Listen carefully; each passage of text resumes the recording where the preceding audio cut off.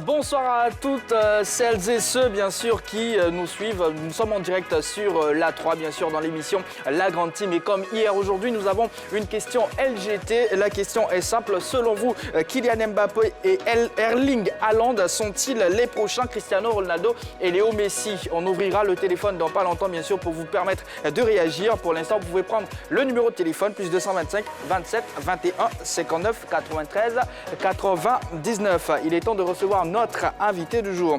L'invité du jour est à l'initiative d'un tournoi de football à Alepé.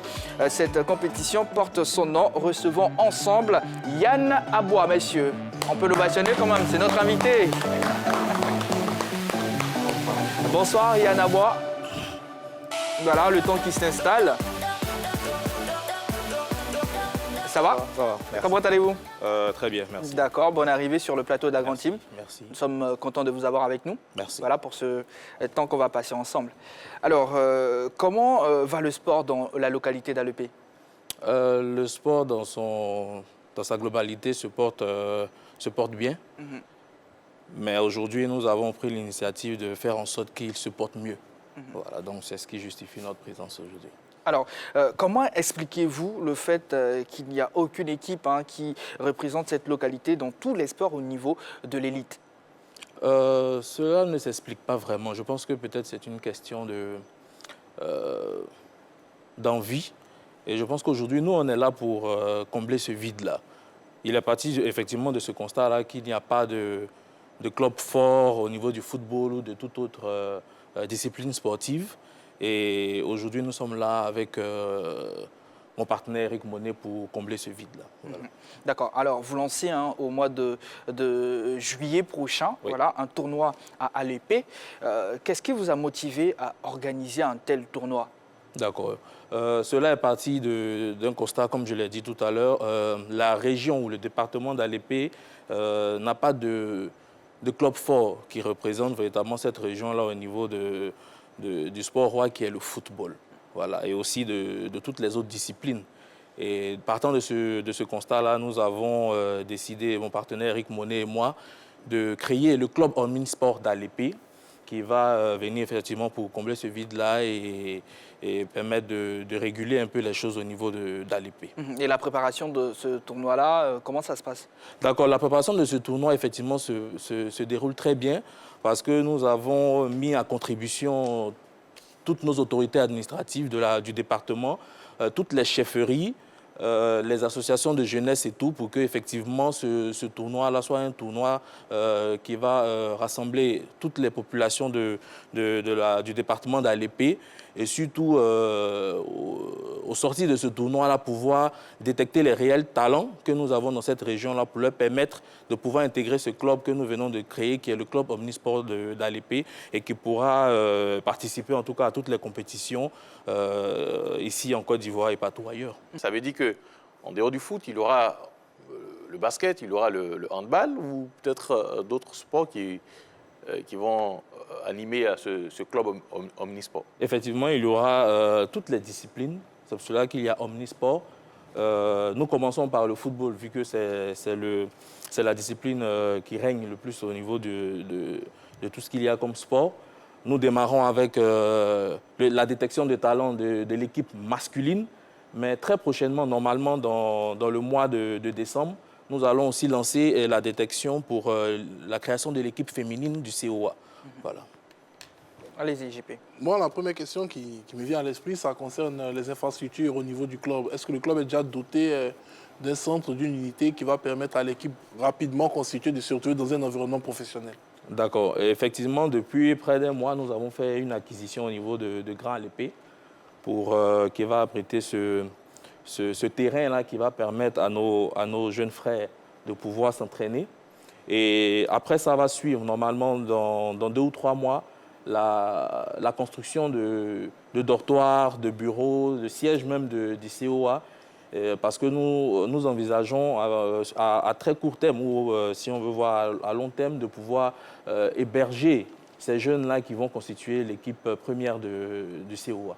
Voilà, donc au niveau des infrastructures, cela va suivre effectivement juste après la création, le tournoi d'abord, la création, le recrutement de ces jeunes qui vont constituer le club et après maintenant les infrastructures pour un très bon encadrement vont se mettre sur place. Voilà. Vous allez organiser un tournoi qui a une allure de test de recrutement. Oui. Vous allez détecter des joueurs.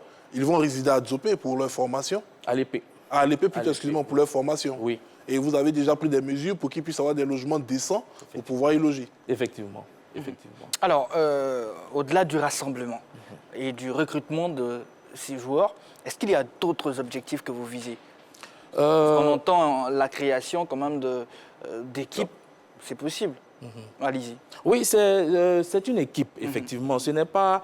Ce tournoi-là, nous le lançons pour pouvoir détecter, comme nous le disons, des talents. Ce n'est pas, j'ai l'habitude de le dire, ce n'est pas un comité, comme on le voit. En tout cas, il faut faire la précision. Voilà, ce n'est pas un comité. Le comité, les jeunes s'en vont pour s'amuser, pour gagner une coupe à la fin. C'est vrai qu'à la fin de ce tournoi, il y aura une coupe, mais l'objectif premier, c'est de pouvoir détecter les talents qui vont venir dans ce club qui est le COA pour leur formation, leur perfectionnement, pour embrasser la carrière de footballeur. Donc voilà l'enjeu qui est derrière la création de la mise en l'initiative, qui est le tournoi Yann Aboua pour la détection de talents. Voilà. Alors, qui sont ces personnes-là qui vont recruter, sinon détecter ces talents-là? Déjà, au niveau de notre organisation, nous avons quelqu'un qu'on n'a plus besoin de présenter, qui est le doyen Kabi Apollinaire, qui est le responsable technique du COA. Donc, c'est lui qui va, avec d'autres professionnels, d'autres personnes qui vont détecter ces jeunes talents-là durant le tournoi. Et ce sont eux qui vont aussi assurer leur formation au sein du COA. Voilà. Alors aujourd'hui, vous parlez de le chefferie, d'Alépé. Est-ce que la population d'Alépé se sent concernée par toutes ces démarches-là qui sont faites? D'accord. Effectivement, quand on parle déjà de football, tout le monde se sent concerné. Comme on le dit, nous aujourd'hui, on est en train de faire comprendre aux populations que ce n'est pas juste de l'amusement. On est en train de partir vers quelque chose de très sérieux et de professionnel. Raison pour laquelle le département d'Alépé englobe normalement environ 54 villages et campements. Donc nous avons écrit à toutes les chefferies de ces différents villages et campements.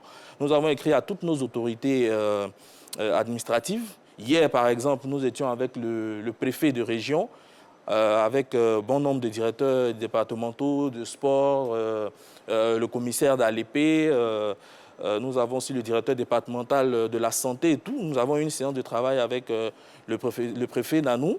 Et ça s'est très bien passé. Il nous a rassurés, il nous a dit qu'il prenait à bras le corps ce projet-là et qu'il nous accompagnera pour, en tout cas, la réussite de ce projet. Derrière cela, à partir de samedi, nous allons effectuer des tournées, malgré le fait que les courriers soient partis. À partir de ce samedi? À partir de ce samedi. Samedi 22? Oui, samedi 22, nous allons effectuer des tournées dans tous ces différents villages et campements, rencontrer de façon directe les différentes chefferies, accompagnées des responsables de jeunesse, puisque c'est la jeunesse que ça touche au premier plan.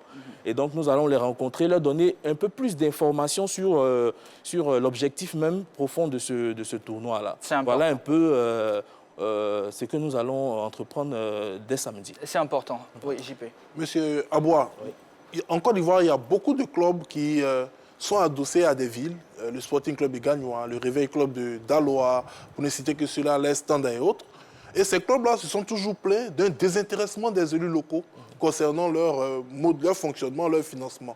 Du côté de la formation d'Alépé, vous avez dit que vous avez le soutien des cadres locaux. Mais comment cela va-t-il se matérialiser? En termes de... Nous, aujourd'hui, nous ne regardons pas le soutien de ces cadres locaux-là en termes numéraires. Nous n'attendons pas véritablement d'eux qu'ils viennent nous donner les moyens de pouvoir le faire, même si ce n'est pas à pousser du revers de la main.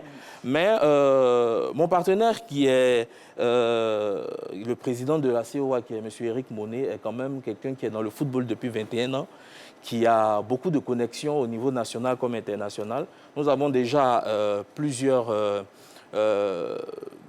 personnes au niveau international qui attendent juste que nous démarrions effectivement le projet pour pouvoir nous accompagner véritablement. Voilà, nous avons des joueurs même qui ne sont pas encore, qu'on n'a pas encore intégrés au niveau du COA, mais qui sont déjà cooptés par ces partenaires-là, qui sont déjà prêts à les faire partir et tout. Donc, vraiment, nous sommes en train de faire quelque chose d'assez solide, quelque chose d'assez sérieux au niveau de l'ALP.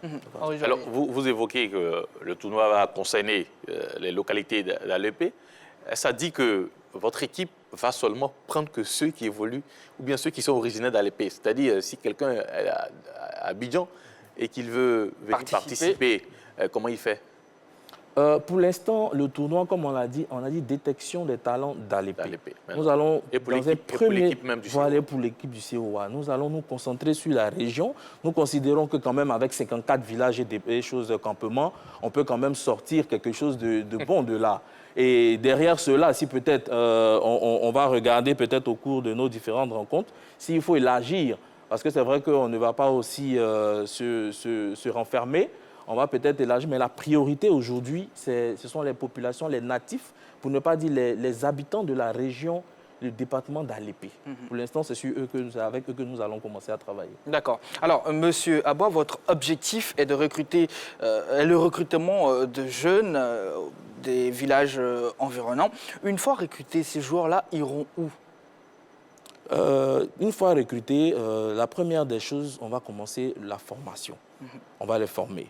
Et quand on va les former, comme je le dis, nous avons des partenaires, nous avons des équipes ici sur place qui pourront, pour lesquelles on pourra mettre ces jeunes-là à disposition. Il y a d'autres qui vont intégrer le club, qui vont évoluer ici. Il y a d'autres qui vont partir à l'extérieur pour évoluer. Donc voilà, il y a beaucoup de débouchés pour ces jeunes-là. D'accord. Alors, quelles sont les catégories concernées par ce tournoi? D'accord. Les catégories concernées sont les catégories U15 et U17.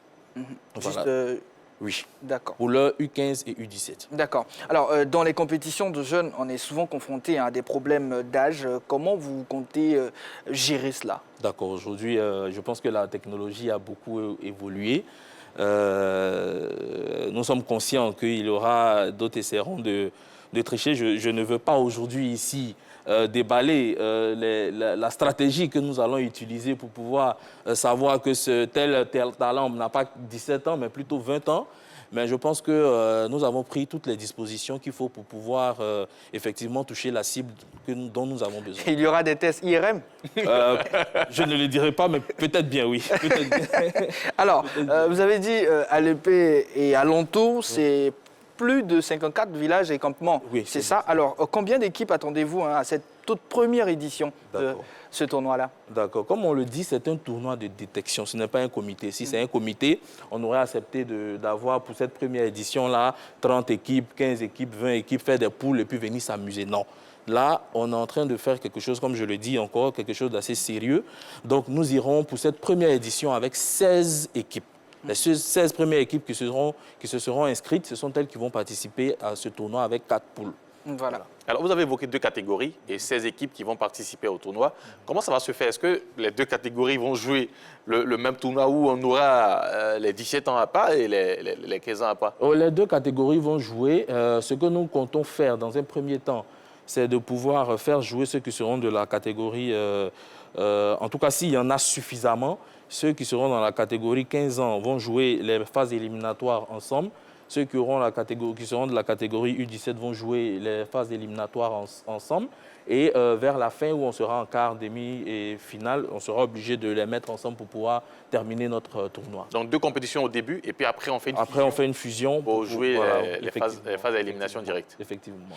Voilà, population d'ALP, voilà, si vous nous suivez, hein, vous avez eu des informations concernant le tournoi qui sera lancé en juillet. Monsieur Aboua, est-ce que vous avez des informations complémentaires ou un dernier truc à dire, parce que le temps qui nous est imparti pour cette discussion tire à sa fin? D'accord. Pour terminer, je voudrais inviter les populations d'ALP à véritablement, ils le font déjà, à véritablement s'impliquer dans la réussite de ce tournoi-là. Et il faudrait qu'ils nous aident véritablement à sortir de tous ces campements, parce que quand même, 54 villages, c'est beaucoup. Il faut quand même faire ressortir ces différents talents-là pour que nous puissions les voir et pouvoir les récupérer, faire quelque chose de bon avec eux. Je voudrais aussi terminer, si vous me le permettez, pour remercier des personnes qui, à la limite, nous aident beaucoup dans ce que nous faisons. Je veux parler en premier lieu du préfet de région d'Alépé, M. Nano Sylvain, de M. Ogou Félix, qui est le président d'honneur, M. Meïté Yacouba, qui a accepté de parrainer ce tournoi, toutes les chefferies responsables de jeunesse du département d'Alépé et aussi toutes les populations d'Alépé qui nous soutiennent pour ce tournoi. D'accord. Merci beaucoup, monsieur. Merci à vous. Et à très prochainement. Merci, merci. Pause publicitaire dans la grande team. La suite Bizarroïde avec Jojo qui sera là avec nous. Dorgelès fera son retour juste après. On parlera bien sûr de la question LGT avec lui, avec vous, très chers téléspectateurs. Je reprends. Selon vous, Kylian Mbappé et Erling Haaland sont-ils les prochains Cristiano Ronaldo et Léo Messi? Ça se passera via ce numéro de téléphone, plus 225 27 21 59 93 99. À tout de suite.